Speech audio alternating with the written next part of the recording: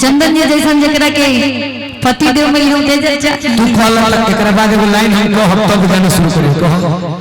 अरे बलमुआ कैसे के बलमुआ कैसे अरे बलमुआ कैसे कदी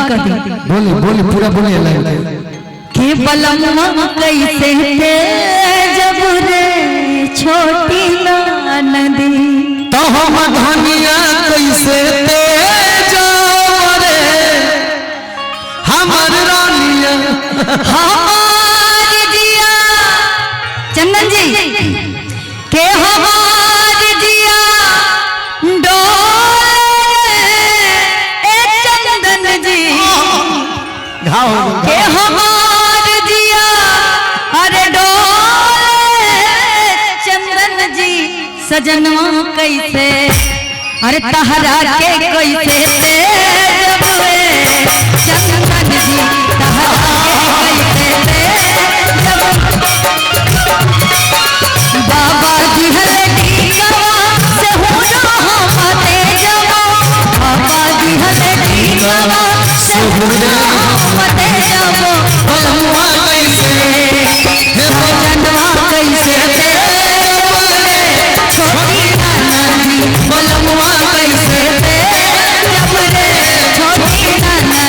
हमार जिया डोले छोटी नदी हमार जिया डोले छोटी नदी बलमुआ कैसे सजनवा कैसे जब रे छोटी नदी बलमुआ कैसे जब रे छोटी नदी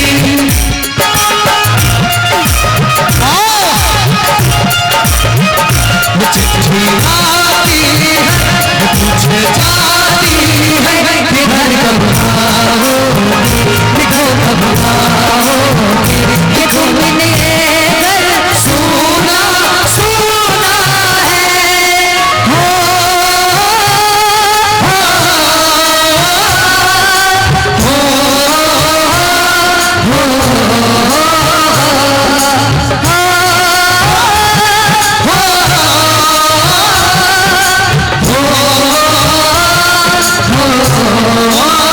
सजनवा कैसे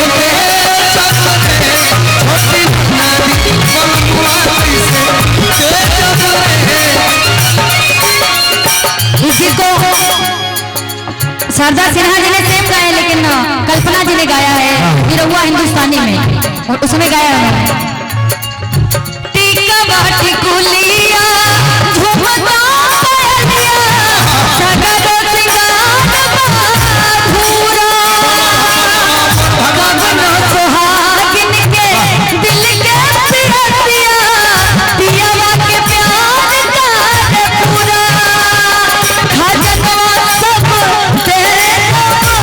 छोटी नदी खजनवा सब तेरे छोटी नदी बलमुआ कैसे सजनवा कैसे जब रे छोटी नदी बलमुआ कैसे जब रे छोटी नदी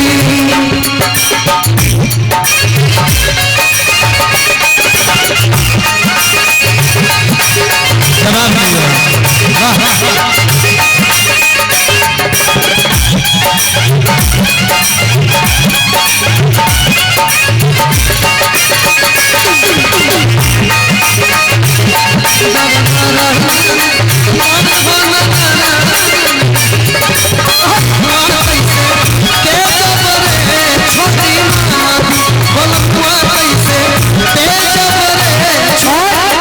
बड़े ही भाग्य से लड़की को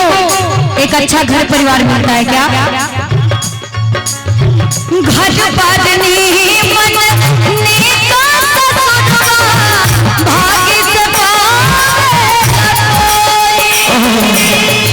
ई सब छूटल हमसे बढ़ के कौन सुहागिन होई खजनवा सब तेरे छोटी नदी खजनवा सब तेरे छोटी नदी बोला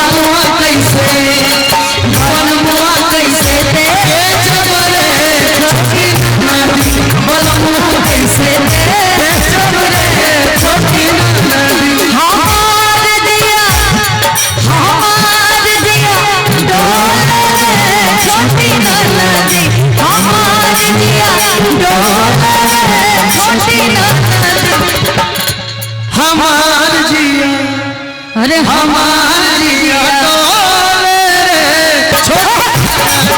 हमारी छोटी नाना